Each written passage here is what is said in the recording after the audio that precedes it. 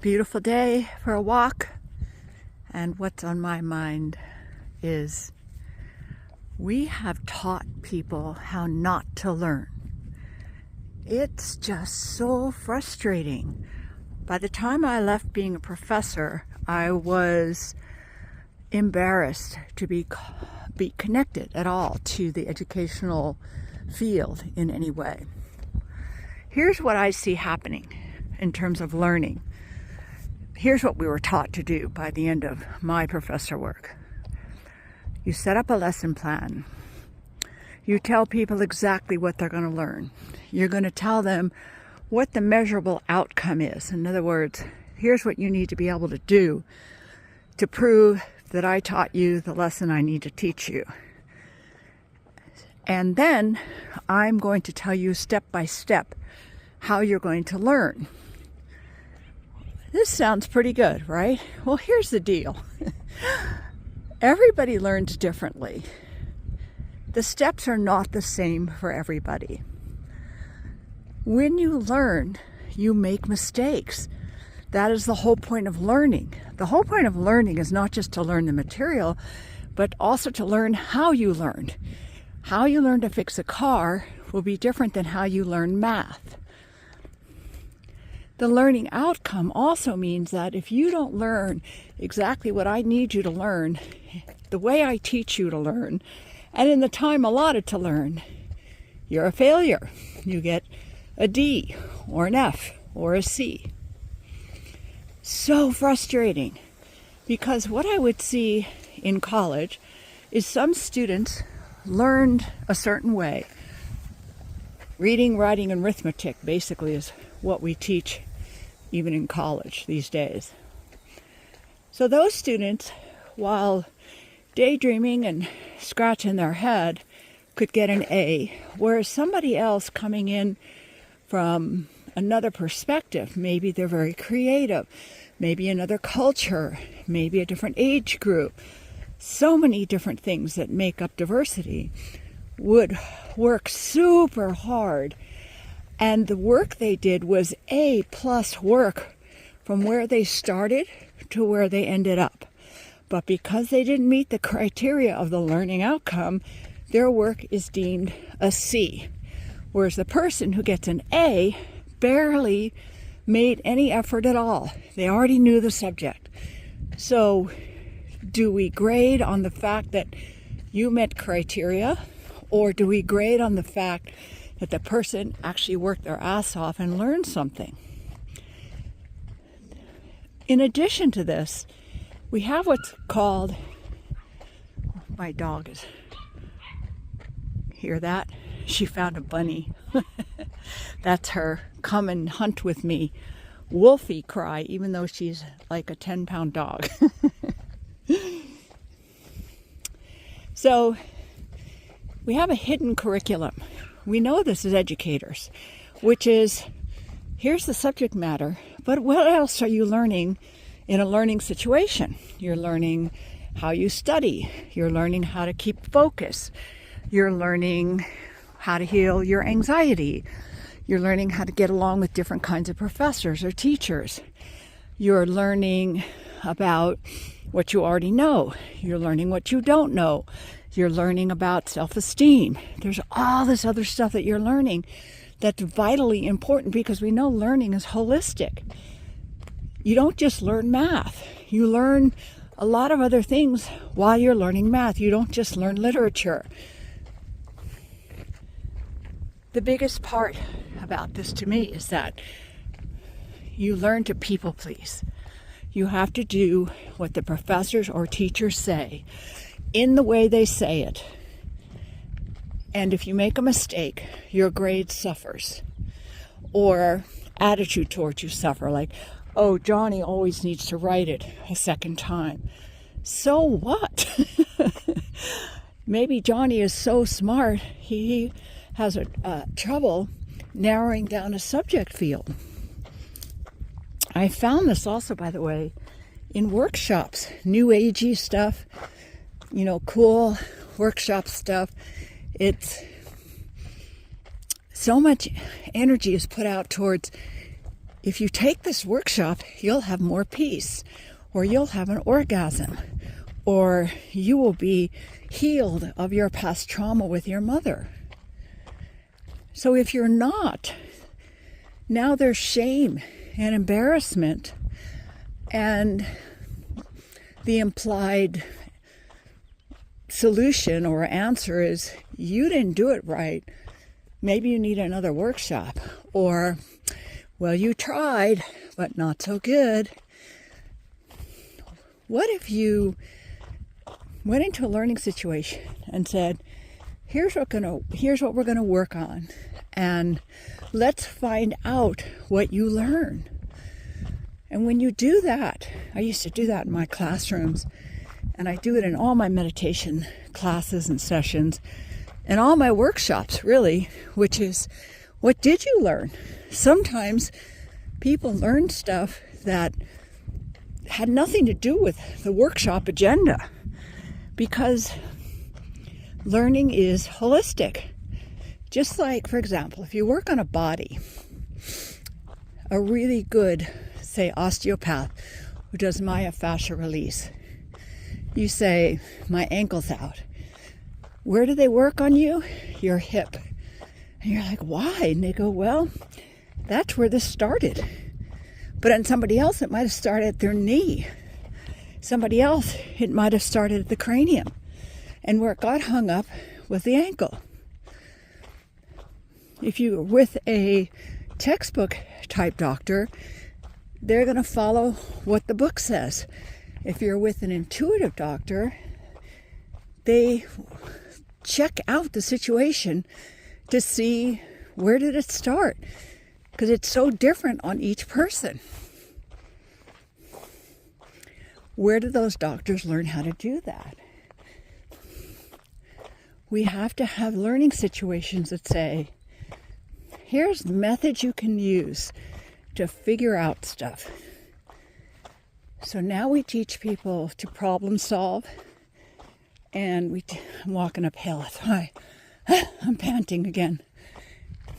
So we teach people how to figure out how to problem solve, how to learn, to not be afraid of mistakes, and to not head for an outcome, but instead head for discovery. So why is it not that way? A pretty simple answer is capitalism, which is you're buying a product. You're buying a result. Like in the schools, we had to prove that the students learn what we said they were going to learn. And that way, schools get funding, teachers get raises, statistics go up, etc. Good dog. And I understand that point of view, because if you have lazy teachers, like some of the professors I worked with, they brought in food, they showed movies, they didn't give homework, and she got another bunny. And as a result, they got extremely high ratings from lazy students. So they'd go to school and have a party, and then those teachers would get raises and accolades, and the students, I literally knew professors like this, they were all given A's. They ate cookies and Jamaican food in class and no homework. And those were like the popular teachers. So I understand the schools then say, well, you have to prove you're doing a good job.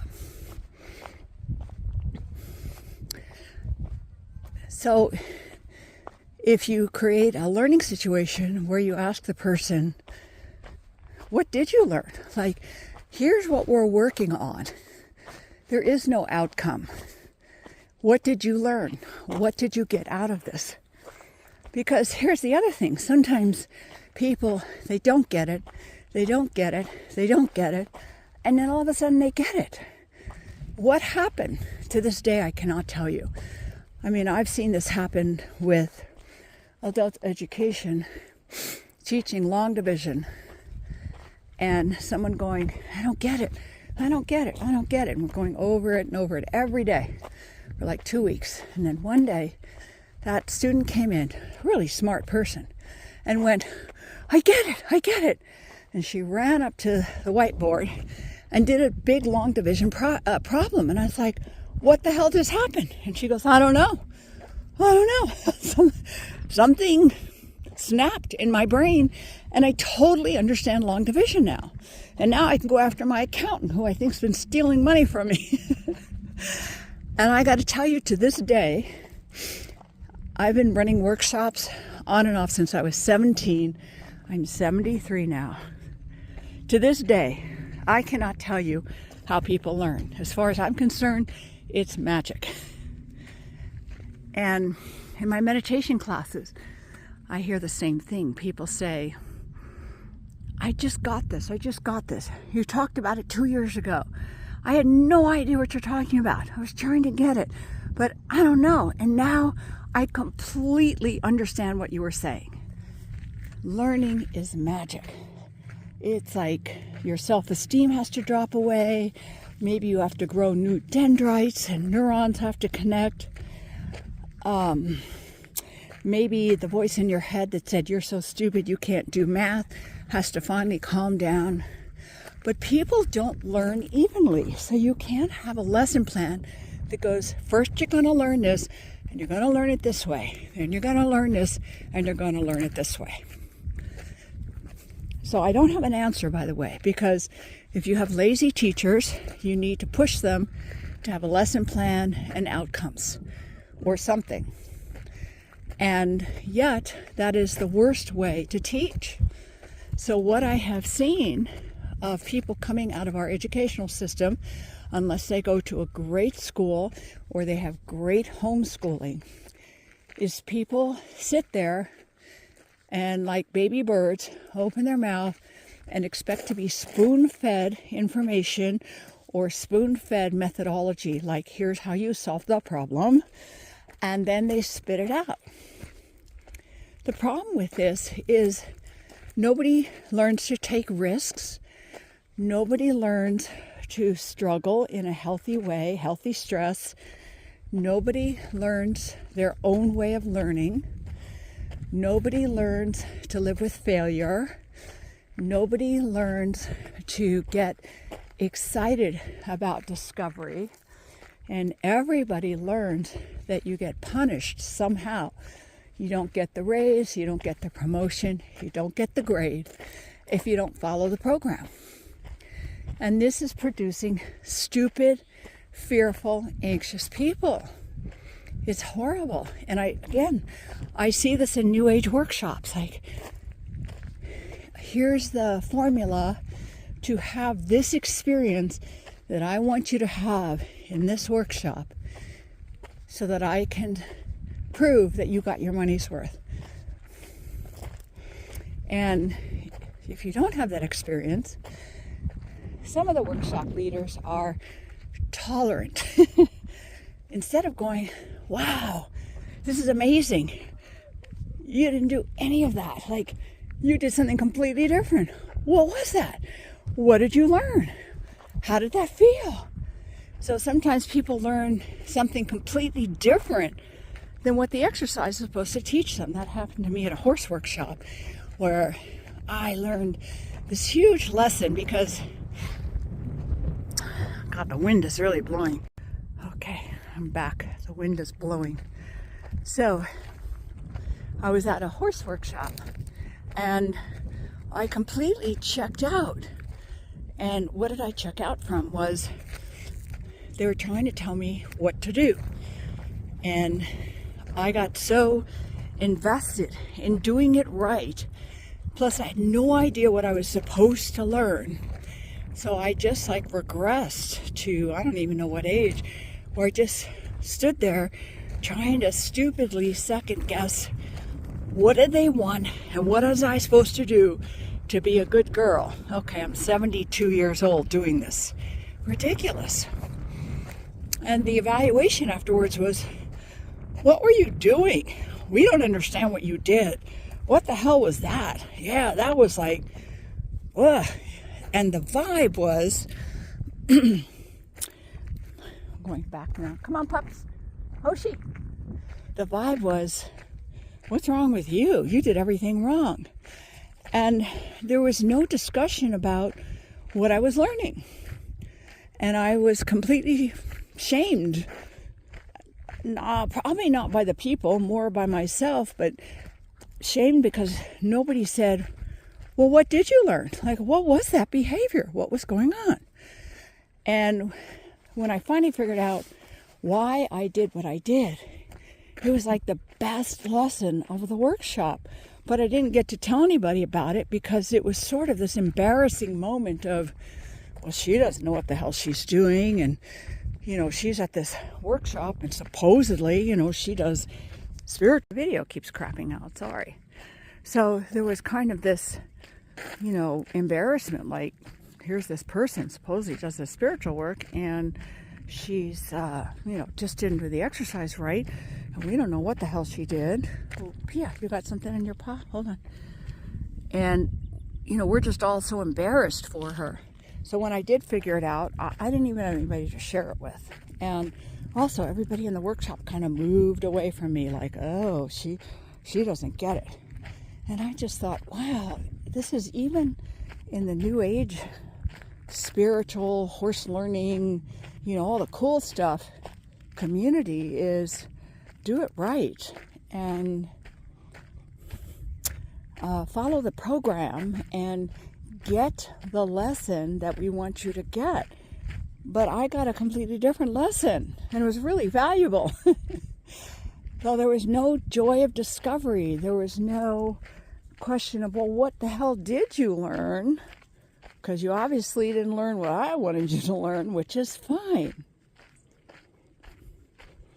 When people come to work with me, then we spend a lot of time unwinding that. People apologize and people want to be good in the class and they want to give the right answer and they want to do good. And no matter how many times I reassure them that that's not expected here, it's not believed. Why should it be believed?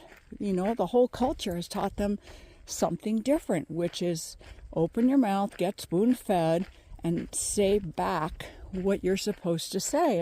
And I hear people in education say this all the time. I figure out what the teacher wants to hear and I tell them. That's the main learning. And then if they happen to learn some good material on top of that, that's like a bonus. That's horrible. On top of that, people are so embarrassed to authentically learn because it's like, yeah, I'm learning this, but wasn't I supposed to learn this? It's like, no, not necessarily. You get to learn whatever you and spirit and all the internal voices inside of you need to learn. Well, I like to set it up as, let's see what happens. Let's find out. I'll give you an example also, like crystals. I like to teach about crystals. So with crystals, most people say, you know, rose quartz is for this and amethyst is for this. And then everybody feels the crystals and they want to feel what you're supposed to feel and have that experience and show that they're sensitive and they relate to the crystals. What I like to do is say, just feel this and tell me how it feels and put it on someone's body or your body where you'd like it to go and tell me how that feels. Then later you can go home and look up this crystal on the internet and see what somebody else has to say about this crystal. After all, somebody wrote up that information in the first place. How did they find out? What makes them the expert, especially with New Age stuff where there's very little evidence-based science? And, you know, I love intuitive stuff. Don't get me wrong, I'm very woo-woo. But who wrote the book on crystals? And why does the quartz crystal, the rose quartz crystal, have to go? You got something on your paw again? No? You good? Okay, go get him. Go get him, Pete. Why does that always have to go on your heart? What if it goes on your vagina? What if it goes on your butt or your stomach? And why can't it? So I like to ask people to tell me what they learned, here's a small problem, which is people sign up for a workshop and they're like, what am I going to learn? What am I going to get? What are the deliverables, or the things I hear in marketing terms? And how can you say to someone, you're going to come here and you're going to learn exactly what you need to learn in this experience, and you're going to find out what that is? Because I don't know what it is. I just know that you're going to have an experience that's going to teach you something about yourself, or something about you and crystals, or you and numerology. Like one time I had a numerology workshop, and this one woman had a complete meltdown about the numbers. Like, numbers, I can't figure out the numbers. And later I was thinking, like, what is going on? And then I remembered she's an accountant. She was an accountant for a living, makes a lot of money, more than me. And she was having a meltdown around numbers. And instead of like, wow, what is this? She was completely ashamed and embarrassed, and we couldn't talk about it because she had so much shame about not being able to relate to numbers, and never did get to find out what that was about. And so you take a numerology course and something comes up about your childhood, or about what your dad said to you, or something like that. What's wrong with that? I just don't see a problem with it. Learning to learn, learning to fail is a huge skill in learning. If you get stuff right away, you just got lucky, or you're people pleasing, or you're lying.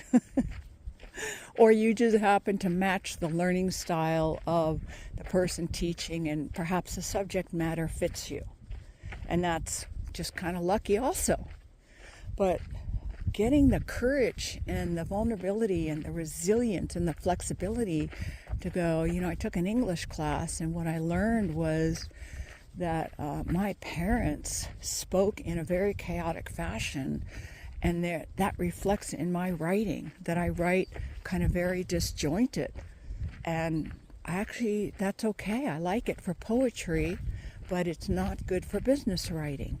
What a great thing to learn. Instead of, I failed my English class, I'm stupid, I don't know grammar, I can't do sentence structures, what's wrong with me? Ouch, that's a horrible thing to learn. I like to model messiness for this reason. And it's not very successful commercially.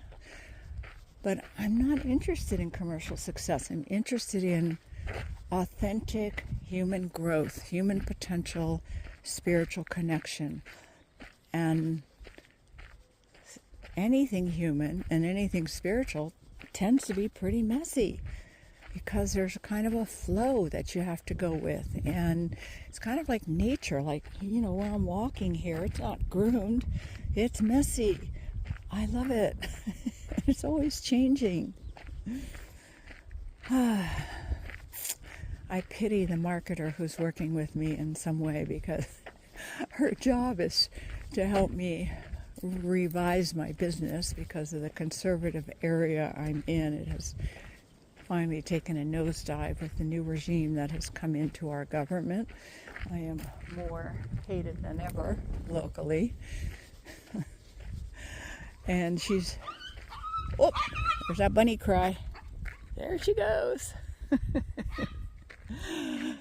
So she's working very hard, and she's doing a great job. She keeps telling me I'm a unicorn, meaning I'm not like anybody else, which is not a source of pride. It's a source of frustration for me, because it's very hard to find people that can help me help others. Like I need help too sometimes. We need to take the shame out of learning. We need to take the regimentation out of learning. And I don't know what to do about hiring lazy teachers. I mean, I have 3 degrees and I've been teaching stuff, workshops. I taught dance classes. I've taught a lot of different things, conflict resolution and group dynamics and all sorts of things since I'm 17. And I have met, I think, 4 or 5 great teachers or educators. My meditation teacher, he's an extra bonus because he's also a great teacher in a very different fashion. That's sad after 3 degrees and all these years of being in some form of education, some form of helping people learn how to learn. I can count on, 1.5 hands maybe, the great teachers, and all the rest were just, some of them were embarrassing. So if you come to work with me, be prepared to have it be messy and be okay with having it not work out, have mistakes. But most of all, you will learn and you will have fun and you will start to believe in yourself a lot more. There's another dog here, so I got to sign off.